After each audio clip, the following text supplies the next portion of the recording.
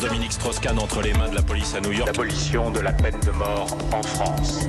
Alors, après Pékin, après les chars russes, direction la porte de Versailles à Paris. C'est la fin du salon de l'agriculture ce week-end. Bonjour Pauline Jacot. Bonjour à tous. C'est une grande tradition française chaque année depuis 1964, le 9 mars exactement. Cette année-là, c'était le tout premier salon de l'agriculture et c'était déjà porte de Versailles. Visite guidée avec vous Pauline dans ce premier salon. On commence avec les stars incontestées de ce rendez-vous depuis plus de 50 ans, les vaches derrière le micro. Au commentaire, Michel Moineau. Qu'est-ce que c'est comme bête ça? Bretonne Pinoire. Et elle fait combien par jour de litres de lait? 13, voilà une bête qui a 16 ans, qui a fait 13 vélages. 13 vélages et avec une production de 4500 par lactation. 4400, 4500. C'est étonnant pour une bête aussi petite. Oui, c'est étonnant, mais c'est une bête exceptionnelle au point de vue rusticité. Et on peut dire que c'est un peu une championne de la race. Championne, et oui, car déjà depuis le début de l'histoire du salon de l'agriculture, les concours rassemblent les éleveurs, les animaux, le public. Les concours à l'époque suivent la tradition des comices agricoles locaux créés en 1833. C'est à ce moment-là d'ailleurs qu'apparaissent aussi les premiers concours d'engins agricoles. Au début du 19e siècle, ce sont les concours de charrues. Mais revenons à nos bovins. Rencontre avec l'éleveur de la lauréate de la catégorie jersiaise, 14 litres de lait par jour au compteur. Pour arriver à un résultat comme ça avec une bête aussi petite, est-ce que vous avez une alimentation particulière?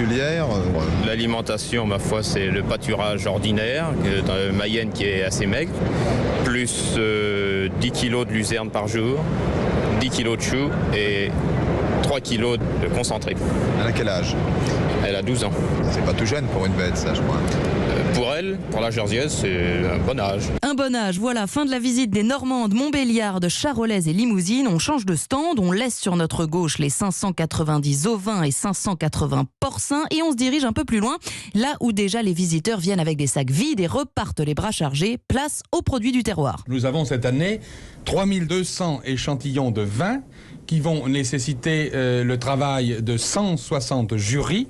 Nous avons près de 500 échantillons de produits laitiers, beurres et fromages qui vont mobiliser 50 jurys. Bon, laissons donc les jurys travailler. On va s'intéresser maintenant, Pauline, à l'autre rendez-vous incontournable du salon, le rendez-vous politique, bien sûr.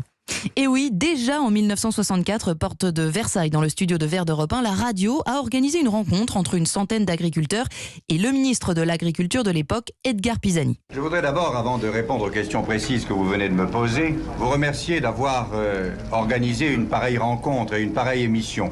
Non point que je me trouve très à mon aise, mais je pense que notre souci est commun aux organisations professionnelles, à vous comme à nous, d'informer les agriculteurs de leurs problèmes et des solutions que nous tentons d'y apporter. Problème de l'accès à la terre, des prix agricoles, les paysans peuvent débattre face aux politiques et aux médias. Le premier salon est aussi un très grand succès populaire.